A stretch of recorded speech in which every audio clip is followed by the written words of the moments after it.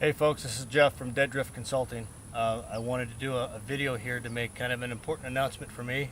I've already announced this on my the other social media platforms, Facebook and Instagram, on my Dead Drift Consulting pages. But I wanted to do a video, or a series of videos rather, about this announcement. This is exciting for me. So I stopped short of saying that Kifaru International is a sponsor, because they are not. However, they have agreed or asked me to be a brand ambassador for them, and I am very, very happy to do that, because my commitment to this company is long and illustrious. So just to give you some background as to where I'm coming from with regard to Kifaru International. My journey with them started way back in 2004, maybe a year before that, but really in earnest in 2004, which is not a huge amount of time ago, but it has taken me 15 years and I think 9 different packs to get to this point today. So I'm super proud of that. Yeah, back in 2004, I was in the Marine Corps Reserve, and I was called up to go to war in Iraq. I needed a good pack.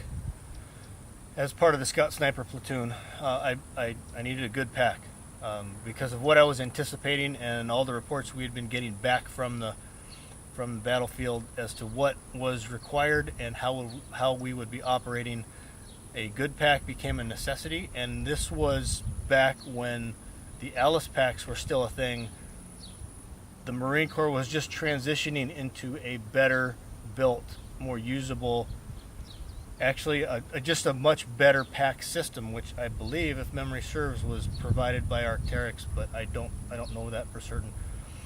At any rate, my battalion did not get those packs, so we were stuck with whatever we had. And this is a normal thing for reserve units across the country, regardless of branch, but that's an entirely different subject, and I won't go too deeply into that.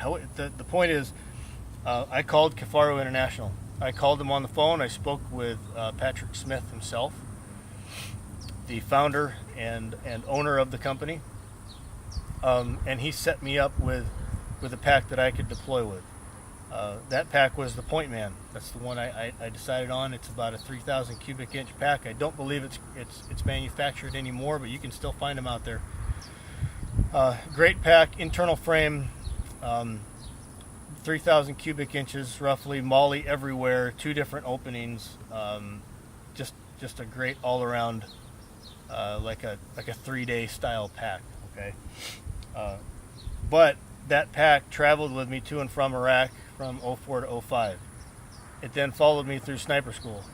It then followed me across overseas again, back to Basra, as a defense contractor for the Department of State.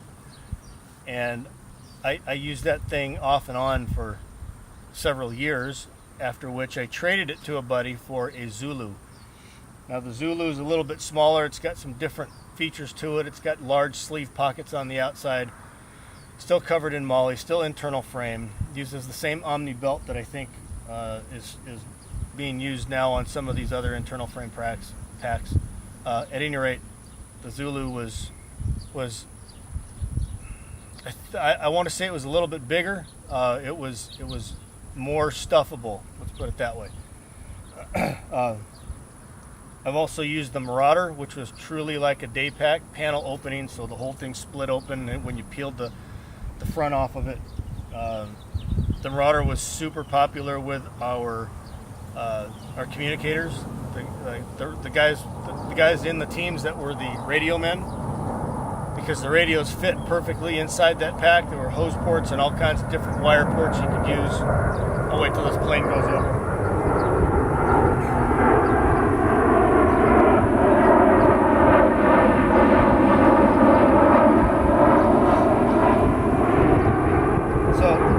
In terms of military and defense contracting use, it was the Pointman, the Zulu, and the Marauder. Transition over to the civilian side, and my uses here back at home.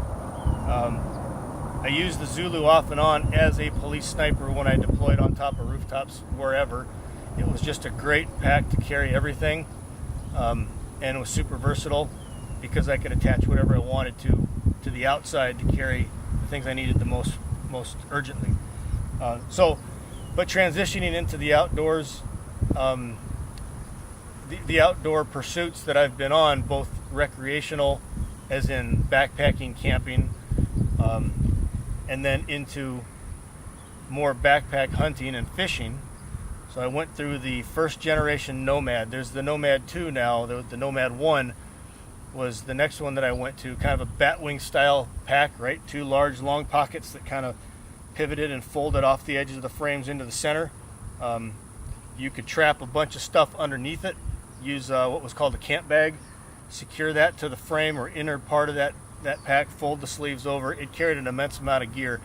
I used that for a couple of years and did some really good trips on that, including one down to the Yellowstone River, where we hiked in 5 miles, set up camp, and stayed down there for 3 days, 4 days. And that was a fly fishing trip. So waders and boots, stuff is huge, bulky, heavy, even worse when wet, hard to pack hard to put into a pack.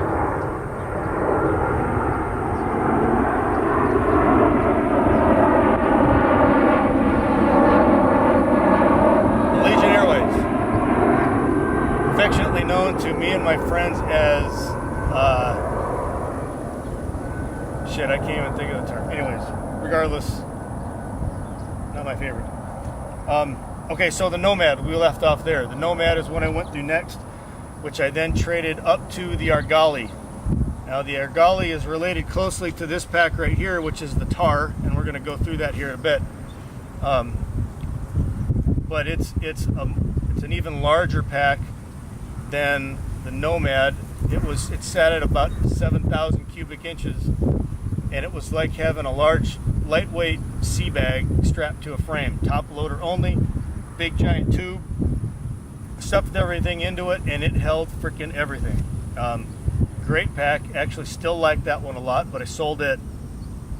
But I kind of like that design with a few extra tweaks, and I will address that also in a moment. So after the Galley, I bought the Tar. Galley's 7,000 cubic inches. This drops back down to about 3, I think, ish. Hang on one second. Yeah, 3,400. So 3,400 cubic inches on the Tar, but super versatile pack. It's the one that I did keep out of that generation of packs because the Tar and the Galley have since become obsolete and have moved out of their lineup. But the Tar was, I still keep this one because of its versatility and its features, and I'll go into that in depth in a separate video. After the Tar and the Galley, so I sold the Galley because I was having some frame fitment issues, whatever. I called Kifaru. I spoke with Aaron about that, and what he suggested is get rid of the Galley. Let's get you into something a little bit more recent and updated. And the one that I went to now, the one that I'm currently using now, is my number one, my main go-to, pretty much do everything pack, is the Crater. Now the Crater is even bigger than the Galley. It sits at about 8,000 cubic inches. But there are some very important design features in it that make it much more usable, much more versatile, and yet still have the same or greater carrying capacity volume-wise as the Galley did. So that's my history with the basics, essentially, kind of leading up to this moment.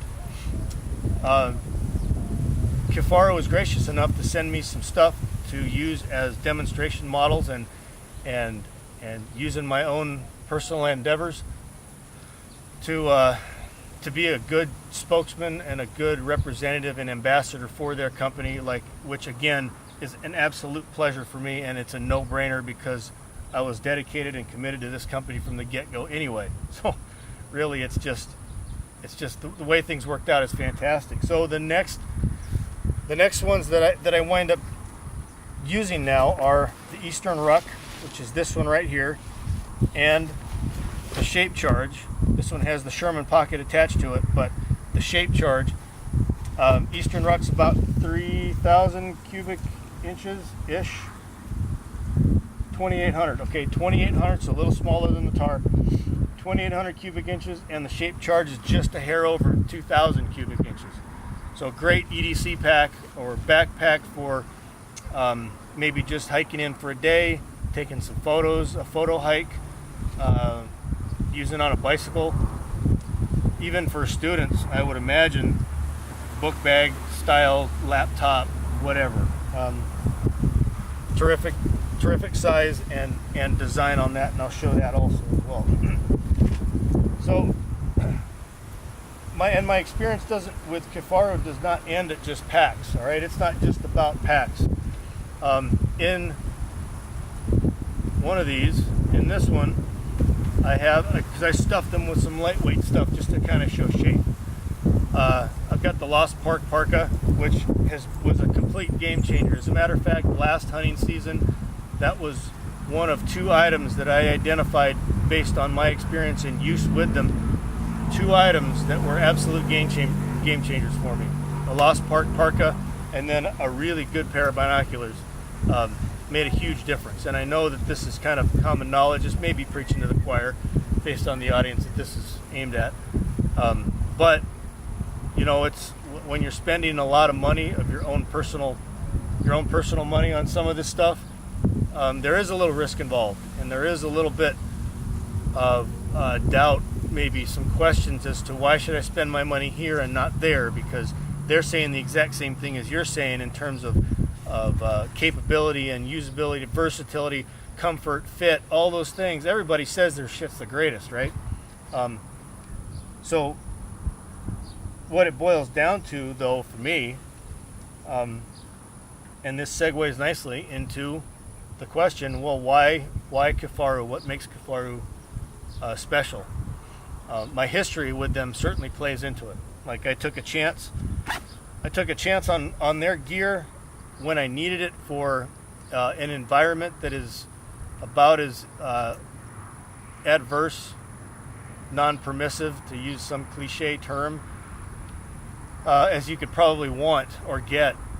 And the pack just outperformed like all my expectations. And when you do something like that in that type of environment and you find success with a product, that experience breeds very strong loyalty, right? If it fails, you just chuck that shit and you never use it again. And you learn that lesson. But an equally, usually lessons learned are kind of based in a tone that is somewhat pessimistic, right? Lessons learned. What did we do wrong? What can we do better? That kind of a tone. Well, in this case, I don't know what a Kifaru pack could have done better for me at the time. I'm no pack designer, so really, what I think should be better there's no basis in fact, right? It's just feel for me, performance for me, what it did for me, and so from that perspective, the only one that I have to base any judgment on at all, Kifaru packs they have been just 100% bomber, never fail, always have what I need. If I have an equation that needs to be solved, Kifaru has the answer, okay? Or at least they have a piece to it that allows me to find the right answer, and that therein lies the value, I think, of a company like Kifaru and their products and the what they offer, the selection. So yeah, other than that, I think that pretty much explains as much as I need to. Their customer service is outstanding. I love the fact that I can call Frank or Aaron on their personal cell phones and ask a stupid question. They are humble enough, down to earth enough to understand that there is extreme value in that, right? Their customer service reps are fantastic. Dana has been very, very helpful. All the guys that I've had any contact with via phone or email have been super helpful from the customer service standpoint. But when you have, the current CEO of the company and his XO that are reachable by phone, like today, this afternoon on a Sunday, and can answer a basic question that they've probably answered 1,000 times before just in the last 2 weeks. I mean, that speaks volumes for where their heart's at and what their level of commitment is to us, the consumer or the user, right? Absolute bomber construction, innovation. They're constantly coming out with a new pack, which is somewhat frustrating sometimes. But I think that frustration can be a little bit misguided, and I won't get into that too deeply, but yeah, super innovative, always coming out with a better version, something that addresses a question or a need or a desire from one of their customers. So responsiveness to us is huge, and that's a terrific trait. Clearly, this company is not in it for the money. Stuff's not cheap, all right? Quality and all of these things that I'm going on and on about, gushing over, doesn't come cheap. But they're not in it for the money. They are truly in it to build something better, a better solution to a problem, to make our hunts, our fishing adventures, our outdoor endeavors a better experience, because we have to think less about this. Or if I need that right now, it's like right here.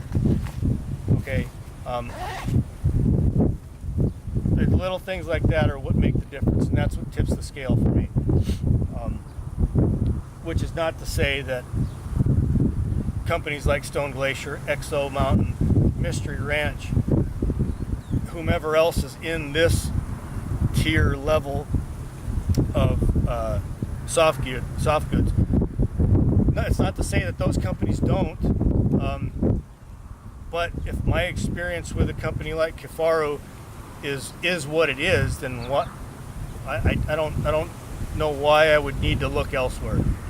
So yeah, super happy with it. So at any rate, the Shape Charge, the Eastern Ruck, the Tar, I have the Crater here laying on the ground as kind of a support thing for me. I'll go into each of these packs on individual videos to try and address specific things about them that I find super useful or that solve a problem for me. And then again, inside the pack here, inside the pack here's the Lost Park Parka, which I'll go over that as well. The 20 degree slick bag. This is inside of a 5-string compression sack that they sell. So, and then we'll go over some other things like the organizer guide lid. This is the Muskeg version, which is waterproof material. Organizer guide lid, right? 1, 2, 3, big one, 2 small ones here. And then my personal favorite, the plain old straight guide lid. I prefer this one over the OGL, but either one works very well. So the guide lid here, I have a spotting scope pocket that will mount on the front of something like the Tar to increase its volume or capacity. A bunch of different pouches. We'll talk about the belt pouches themselves, which I have a couple of them I think already mounted onto the Crater, but the belt pouches and their different sizes and what I use them for, maybe that'll answer a question for you. And then I have a frame here, the Duplex light frame, which is what is on the Crater now, but this one is just naked. So we'll talk about the Duplex the Duplex frame as well, and what part it plays in all of this, and how versatile this is, how this can be used with 2 out of these 3 packs already right here. Okay, so we'll go over some of that as well, but at any rate, that's it for now. I'm getting a little long on this. I think I'm coming up on 20 minutes for this video, which is really just kind of an introduction and an announcement, and to say I'm freaking stoked about being able to represent Kifaru in this way and be one of their ambassadors to answer some questions. Here in Arizona, Kifaru packs don't overwhelm the market, so I'm happy to be a representative here in this state to try to push the product a little bit and show it off and be a guy that can answer some questions. All right. So thank you very much. Stay tuned. I'm going to follow this up with individual things about these packs, and then we'll just kind of keep rolling. Okay? Thank you for watching. DeadDriftConsulting.com is the website. It's also the YouTube channel where you're probably watching this on now. And then Instagram at DeadDriftConsulting_LLC. And then DeadDriftConsulting_LLC is the Facebook page, which I don't tend to spend a whole lot of time on. IG is kind of the platform of choice, but whatever, I'm around. Okay, shoot me a message if you need to, and we'll answer some questions real quick. Thanks a bunch. Talk to you soon.